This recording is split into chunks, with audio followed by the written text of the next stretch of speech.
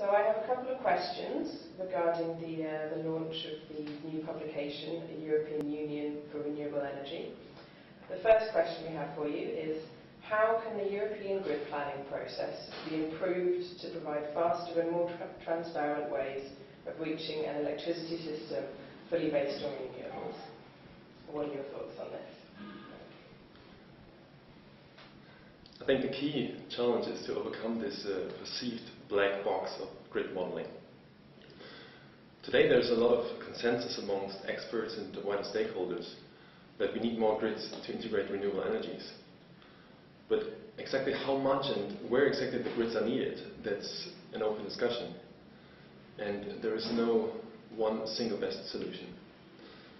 So under this uncertainty of planning, it is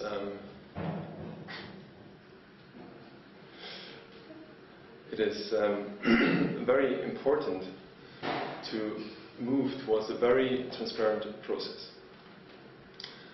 I think there's a couple of very good experiences being made in Germany at this moment. For example, this new energy law in Germany gives stakeholders the right to hire experts and via those experts to get access to grid modeling data. So they can hire an expert and do their own analysis and judge if the grid modeling is right or wrong regarding their judgment. I think there's a lot of other examples in Europe on how grid planning can be done right and more transparent. And I believe that the European Union should at least follow those good examples on the European level, and if not, even lead on creating a more transparent process on the European and on the Member States level.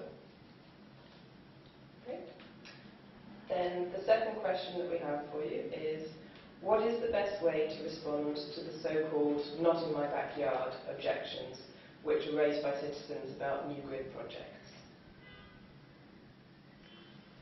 I think we must be very careful about this terminology of NIMBY protests. I believe that people have a legitimate right to ask the question why this grid is supposed to be built here in my environment. And we need to give them a good answer. Why just in their backyard? So the solution here is really to focus on making the process right. In the end, the people may not be very happy about the specific result of the process, which may result in a grid in their backyard. But we must focus that the people have the feeling that there has been a legitimate process leading to this result. So, as I mentioned before, transparency is key in this. The second thing is to involve stakeholders in this process. If we have trusted stakeholders, such as environmental NGOs, civil society action groups, consumer organizations, that are deeply involved in this process, and in the end they say, yes, we believe this process was done in the right way, I think then the chances of acceptance of the people will be a lot higher.